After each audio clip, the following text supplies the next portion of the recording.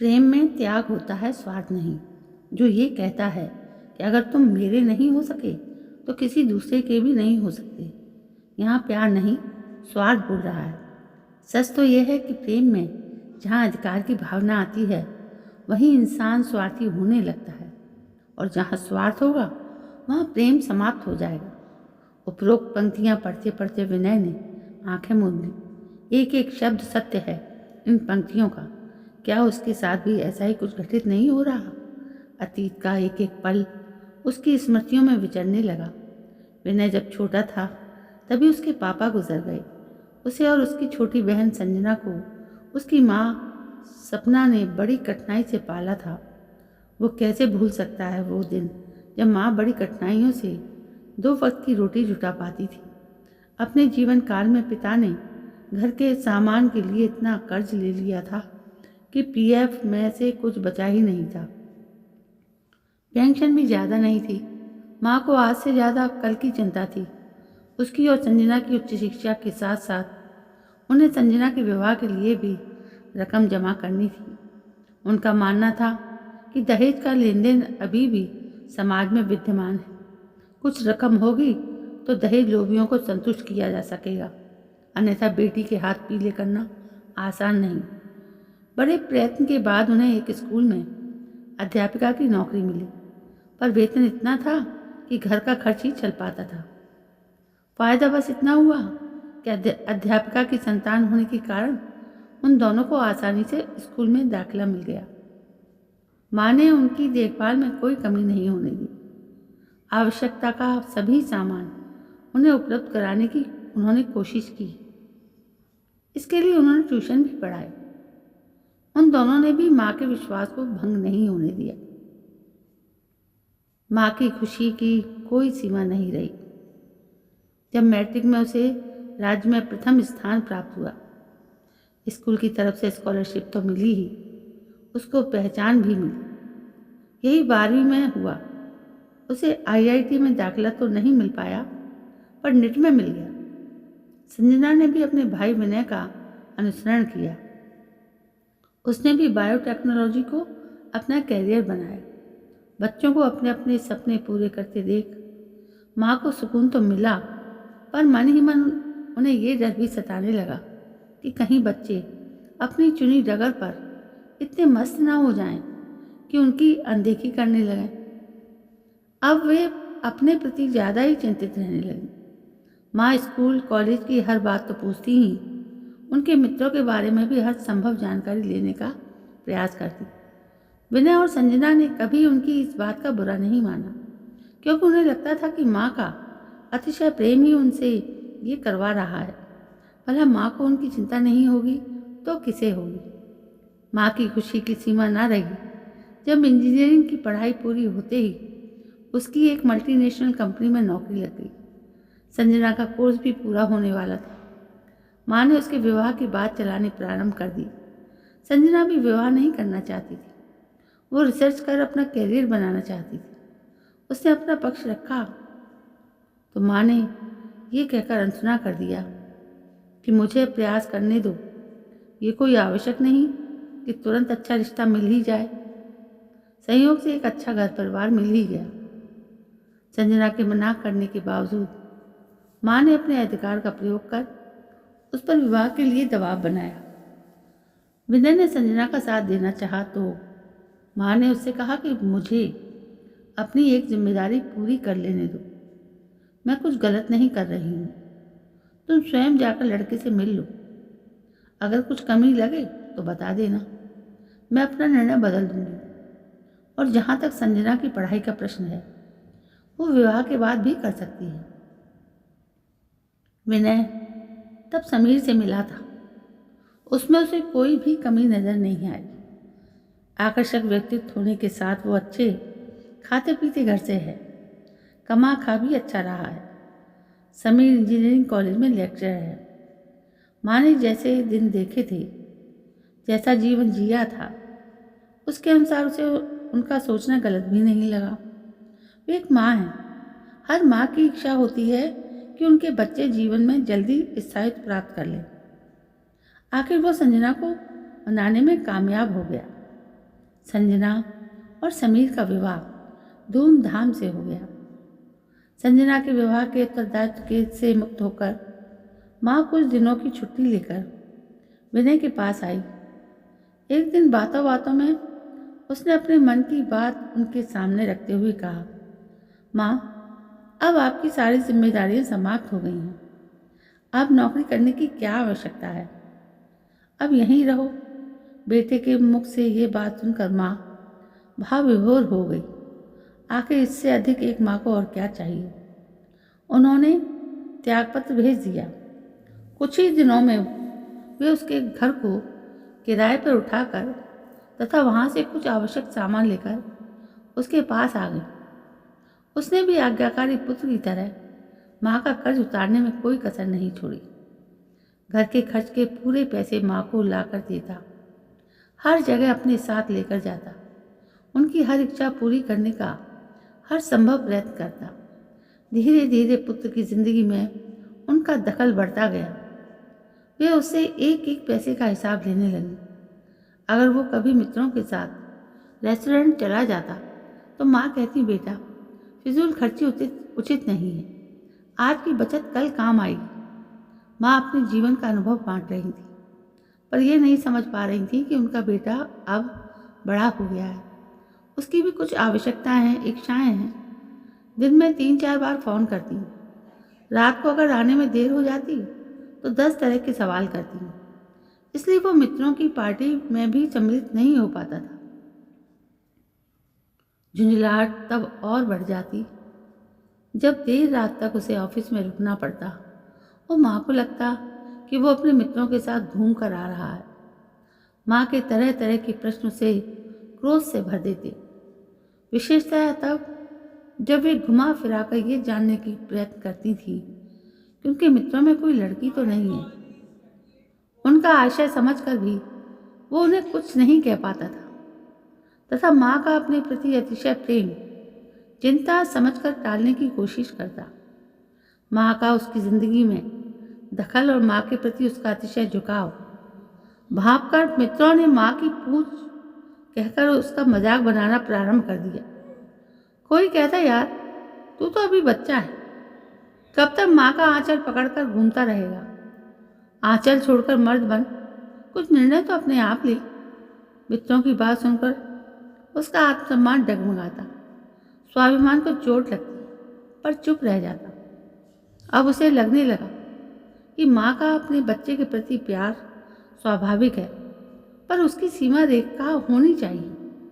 बच्चे को स्पेस मिलना चाहिए। कम से कम उसे इस बात की तो छूट देनी चाहिए कि वो कुछ समय अपने हमउम्र मित्रों के साथ बिता सके। आज भी उसके मन में माँ का स्थान सर्वोपरि है। आखिर माँ ही तो है जिन्होंने न केवल उसे जिंदगी दी, उसे इस मुकाम तक पहुंचाने में कितने ही कष्ट सहे। फिर भी मन में तरह तरह के प्रश्न और शंकाएं क्यों? वे अब भी जो कर रही हैं उसमें उनका प्यार छिपा है। माँ ने जीवन दिया है, अगर वे ले भी लें तो भी इंसान उनके कर्ज से मुक्त नहीं हो सकता। निदा फाजली ने जो यूं ही नहीं लिख दिया, मैं रोया परदेश में भीगा, माँ का प्यार, दिल ने दिल से बात की बिन चिट्ठी बिन तार। साल दर साल बीतने लगे। उसके लगभग सभी मित्रों के विवाह हो गए। वे अक्सर कहते, यार कब मिठाई खिला रहा है? वो मुस्कुराकर कहता, मुझे आज़ादी प्यारी है, अभी मैं बंधन में बंधना नहीं चाहता। इस बीच कई रिश्ते आए पर माँ को कोई लड़की पसंद नहीं आती थी। कहीं परिवार अच्छा नहीं तो कहीं लड़की। अगर सब कुछ ठीक रहा तो लेन देन के मसले पर बात टूट जाती। उसे समझ में नहीं आ रहा था कि माँ ऐसा क्यों कर रही है। जिस दहेज की समस्या से वो संजना के समय त्रस्त थी, वही दहेज का लालच अब उनमें कैसे समा गया। एक रिश्ता तो उसकी कंपनी में ही काम कर रही एक लड़की का था। उसके माता पिता इस रिश्ते के लिए ज़्यादा उत्सुक थे, क्योंकि उन्हें लगता था कि दोनों के एक ही कंपनी में काम करने से वे एक दूसरे की समस्याओं को अच्छी तरह समझ पाएंगे। लेकिन माँ को वो लड़की ही पसंद नहीं आई। उसने कुछ कहना चाहा तो बोली, तू अभी बच्चा है, शादी विवाह ऐसे ही नहीं हो जाता, बहुत कुछ देखना और सोचना पड़ता है। उसकी नाक इतनी मोटी और चपटी है कि अगर उससे तेरे विवाह हो गया तो आगे की सारी पीढ़ियां चपटी नाक लेकर आएंगी। उसने कभी माँ की बात नहीं काटी थी, तो अब उनसे कैसे कहता कि उसे लड़की का रंग रूप, सूरत सीरत ठीक ही लगी। नाक भी ऐसी मोटी या चपटी तो नहीं है जैसा माँ कह रही है। पता नहीं माँ ने बहू के रूप में कैसी लड़की मन में बसा रखी है। अब वे क्यों भूल रही हैं कि हर लड़की सर्वगुण संपन्न नहीं होती।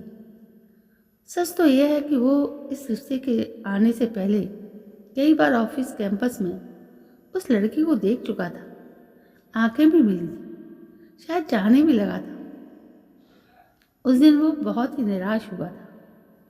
उसे अपना एक सपना टूटता महसूस हो रहा था, पर माँ के खिलाफ जाकर कुछ कहने या करने का प्रश्न ही नहीं था। वो सब कुछ सहन कर सकता था, पर माँ की आंखों में आंसू नहीं। दिन बीत रहे थे, बच्चों के स्कूल की छुट्टी हो गई थी। माँ ने संजना को छुट्टियों में बुला लिया था, तो उसे भी लगा कि चलो अच्छा है, दिल दिमाग पर छाई नीरसता से मुक्ति मिलेगी। संजना के आते ही घर में रौनक हो गई। उसका 2 वर्षीय बेटा दीप तो उसे छोड़ता ही नहीं था। मामा हमें ये चाहिए, हमें वो चाहिए, और वो उसकी डिमांड पूरी करते करते थकता नहीं था। भैया कब तक यूं ही अकेले रहोगे, अब तो भाभी ले आओ। आखिर माँ कब तक तुम्हारी गृहस्थी संभालती रहेंगी, उन्हें भी तो आराम चाहिए। एक दिन संजना ने बातों बातों में कहा, कोई लड़की पसंद आए तब ना, वह गुड्डे गुड़ियों का खेल तो है नहीं जो किसी से भी कर दे। उसकी जगह माँ ने उत्तर दिया, आखिर भैया को कैसी लड़की चाहिए मुझे बता दो, मैं ढूंढ लूँगी। अरे विनय, संजना को जलेबी पसंद है, आज छुट्टी है, अभी दीप सो रहा है, जा ले आ, वरना ये भी तेरे पीछे लग देगा। माँ ने बात का रुख मोड़ते हुए कहा, ठीक है माँ। उसने कपड़े बदले तथा चला गया। अभी आधी सीढ़ी ही उतरा था, उसे याद आया कि बाइक की चाबी लेना तो भूल गया। चाबी लाने वो उल्टे पैर लौट आया। घंटी बजाने ही वाला था कि माँ की आवाज़ सुनाई दी, तू बार बार विनय के विवाह के लिए मुझ पर क्यों दबाव डालती? अरे अगर उसका विवाह हो गया तो क्या तू ऐसे आकर यहाँ रह पाएगी, या मैं घर को अपने अनुसार चला पाऊंगी? हर बात में रोक टोक मुझसे सहन नहीं होगा। माँ की आवाज़ आई, पर माँ ये तो ठीक है कि भैया तुमसे बहुत प्यार करते हैं, पर तुम इतनी स्वार्थी कैसे हो सकती हो? इस दुनिया में हर इंसान स्वार्थी है, फिर मैं क्यों नहीं बन सकती? मैंने इतने कष्ट झेले, अब आकर कुछ आराम मिला, फिर कोई आकर मेरे अधिकार छीने, ये मुझसे सहन नहीं होगा। माँ, अगर भैया को तुम्हारी इस भावना का पता चला तो? संजना ने आक्रोश भरे स्वर में कहा, पता कैसे चलेगा? ये मैं तुझसे कह रही हूँ, अब तुझ पर इतना विश्वास तो कर ही सकती हूँ। इस राज को राज ही रहने देगी। पर माँ, इस संदर्भ में अब मैं एक शब्द नहीं सुनना चाहती। तू अपनी गृहस्थी संभाल और मुझे मेरे तरीके से जीने दे। अगर ऐसा था तो तुमने मेरा विवाह क्यों किया? तुम्हारे अनुसार मैंने भी तो किसी का बेटा छीना है। तेरी बात अलग है, तू मेरी बेटी है, तुझे मैंने अच्छे संस्कार दिए हैं। इससे आगे विनय से कुछ सुना नहीं गया। उल्टे पांव लौट गया। लगभग 1 घंटे बाद माँ का फोन आया। मन तो आया बात ना करे, पर फोन उठा ही लिया। कहाँ हो तुम बेटे, इतनी देर हो गई, चिंता हो रही है? आज माँ के स्वर की मिठास पर उसे वितृष्णा हो आई, पर फिर आतंक सहज स्वर में बोला, कुछ दोस्त मिल गए हैं, नाश्ते पर इंतजार मत करना, मुझे देर हो जाएगी। तेरे दोस्त भी तेरा पीछा नहीं छोड़ते। अच्छा जल्दी आ जाना, वरना दीप उठते ही तुम्हें ढूंढेगा। माँ का कई बार फोन आते देख उसने स्विच ऑफ ही कर दिया। लगभग शाम को लौटा तो माँ के तरह तरह के प्रश्नों के उत्तर में उसे सिर्फ इतना कहा, अचानक बॉस ने बुला लिया, उनके साथ किसी प्रोजेक्ट पर बात करते करते गहमा गहमी हो गई। आज प्लीज़ मुझे अकेला छोड़ दीजिए, बहुत थक गया हूँ। माँ को अचंभित छोड़कर वो अपने कमरे में चला गया तथा कमरा बंद कर लिया। पता नहीं क्या हो गया है इसे, आज से पहले तो इसने ऐसा कभी नहीं किया। भैया कह रहे थे कि बॉस से कुछ गहमा गहमी हो गई, हो सकता है कुछ ऑफिस की परेशानी हो। अगर कुछ परेशानी भी है तो ऐसे कमरा बंद करके बैठने से थोड़े ही हल हो जाएगी। आज तक तो हर परेशानी मुझसे शेयर करता था, फिर आज कहीं उसने वो बात माना। तुम भी ना जाने क्या क्या सोचती रहती। उसके कानों में दीदी के वाक्य पड़े। खाने के समय माँ व दीदी उसे खाने के लिए कहने आई, पर उसने कह दिया मुझे भूख नहीं है, मैंने उनके साथ ही खा लिया था। विनय जानता था कि उसके इस व्यवहार से माँ और दीदी दोनों आहत होंगे, पर वो अपने आहत मन का क्या करे। मन नहीं लगा तो वो किताब लेकर बैठ गया। वैसे भी किताबें उसकी सदा से साथी रही थी। उसकी लाइब्रेरी शरदचंद्र से लेकर चेतन भगत, शेक्सपियर से लेकर हैरी पॉटर जैसे नए पुराने लेखकों की किताबों से भरी पड़ी थी। जब मन भटकता था तो वो किताब लेकर बैठ जाता। मन का तनाव तो दूर हो ही जाता, मन को शांति भी मिल जाती। किताब पढ़ते पढ़ते अचानक उसकी निगाह पुनः उन पंक्तियों पर पड़ी। तो क्या अब माँ के प्रेम में स्वार्थ आ गया है, जिससे उनमें अनचाहा डर पैदा हो गया है? परिस्थितियों पर नजर डाली तो लगा माँ का डर गलत नहीं है, पर उनका सोचना तो गलत है। उन्हें यह क्यों लगने लगा है कि कोई दूसरा आकर उनसे उनका अधिकार छीन लेगा। अगर वो अपना निस्वार्थ प्रेम बनाए रखती हैं तो अधिकार छीनेगा नहीं, वरन उसमें वृद्धि ही होगी। अगर मैं उनका सम्मान करता हूँ, उनकी हर इच्छा का पालन करता हूँ, तो क्या उनका कर्तव्य नहीं कि वे भी मेरी इच्छा को सम्मान करें? मुझे बंधक बनाकर रखने के बजाय थोड़ी स्वतंत्रता दें। और माँ मेरे विवाह का प्रयास नहीं चाहती तो मैं स्वयं प्रयास करूँ। आखिर मेरी भी कुछ इच्छाएं हैं, मैं कर्तव्य के साथ अधिकार भी पाना चाहता हूँ। माँ को मुझे मेरा अधिकार देना ही होगा। मैं संजना से बात करूँगा, अगर उसने साथ दिया तो ठीक, वरना मर्यादा लांघनी ही पड़ेगी। आखिर जब बुजुर्ग अपने ही अंश की भावना को न समझना चाहे तो बच्चों को मर्यादा लांघनी ही पड़ती है। इस विचार ने उसके मन में चलती उथल पुथल को शांति दी। घड़ी की ओर देखा तो 2 बज रहे थे। वो सोने की कोशिश करने लगा। साल भर पश्चात विनय ने संजना और विशाखा के साथ अपने अपार्टमेंट के सामने कार खड़ी की।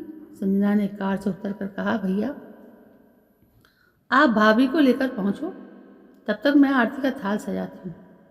अरे संजना, तू अचानक ना कोई सूचना, कहाँ है समीर और दीप? माँ ने दरवाजे पर उसे अकेला खड़ा देखकर प्रश्न किया। वे भी आ रहे हैं माँ, अभी आरती का थाल सजाओ। भैया भाभी लेकर घर आए। भाभी, क्या कह रही हो तुम? वो ऐसा कैसे कर सकता है, मुझे बिना बताए इतना बड़ा फैसला? ऐसा करते हुए एक बार भी नहीं क्या लाया? क्या तू भी इसमें शामिल है? माँ ने बौखलाकर कहा। हाँ, मैं भी।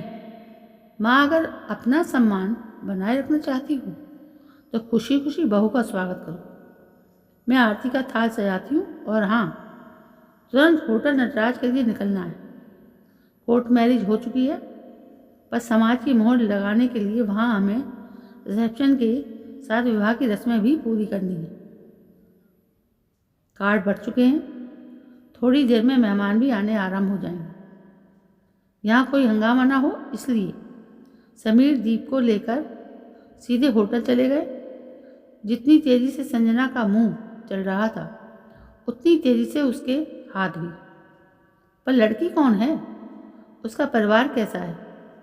क्रोध पर काबू पाते हुए माँ ने पूछा। लड़की से तुम मिल चुकी हो, भैया के साथ ही काम करती है। क्या वो विशाखा? माँ तुम्हें चपटी नाक वाली नजर आई होगी, पर मुझे वो बहुत ही सुलझी और व्यवहारिक लड़की लगी। और सबसे बड़ी बात, वो भैया को पसंद है। शादी से पहले हर लड़की सुलझी नजर आती है। माँ, अगर अब भी तुमने अपना रवैया नहीं बदला तो मेरी बात याद रखना, घाटे में तुम ही रहोगी। बच्चे बड़ों से सिर्फ आशीर्वाद चाहते हैं, उसके बदले में बड़ों को सम्मान देते हैं। अगर उन्हें आशीर्वाद की जगह ताने और लाने मिलते रहे तो बड़े भी उनसे सम्मान की आशा ना रखें। वैसे भी तुम्हारे रुख के कारण ही हमें अनचाहे तरीके से फैसला लेना पड़ा। और तो और विशाखा के माता पिता को बड़ी कठिनाई से इस सब के लिए तैयार कर पाए। अब चलो, कहती हुई संजना का स्वर कठोर हो गया। वो आरती का थाल लिए तेजी से बाहर की ओर चल दी। कहने सुनने के लिए कुछ रह ही नहीं गया था। पंछी के पर निकल चुके हैं और वो अब बिना किसी सहायता से उड़ना भी सीख चुका है। बहेलिया अगर चाहे भी तो उसे बांध कर नहीं रख सकता। सोचकर माँ ने संजना का अनुसरण किया।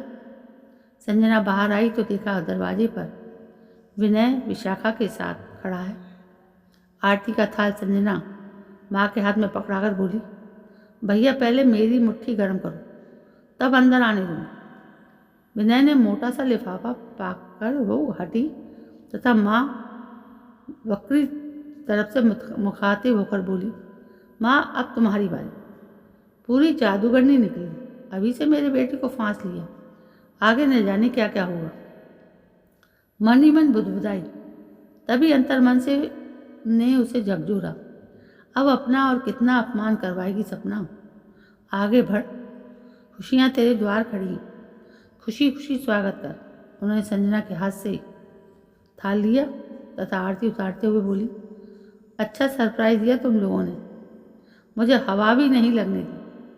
अगर तुझे इसी से विवाह करना था तो मुझसे कहते, क्या मैं मना कर देती? संजना, इसमें कुछ मीठा तो रखा ही नहीं है। अब बिना मुंह मीठा करवाए कैसे बहू को गृह प्रवेश करवाऊँ? आज मीठा तो कुछ भी घर में नहीं है, जा थोड़ा सा गुड़ ले आ। विनय और संजना ने एक दूसरे को देखा। माँ में आए परिवर्तन ने उन्हें सुखद आश्चर्य से भर दिया। अब खड़ी ही रहेगी या लाएगी भी? माँ ने पुनः कहा, अभी लाई माँ, कहकर संजना गुड़ लाने अंदर गई तथा विनय और विशाखा माँ के चरणों में झुक गए। तो दोस्तों, ये थी एक प्यारी सी कहानी जो आपको इस वीडियो के माध्यम से मिली है सुनने को। आपको कैसी लगी? यदि पसंद आई तो लाइक शेयर कमेंट जरूर करें और मेरे चैनल को सब्सक्राइब करना तो बिल्कुल भी ना भूलें। कल मैं फिर हाजिर होती हूँ एक नई कहानी को लेकर। तब तक के लिए जय हिंद, वंदे मातरम।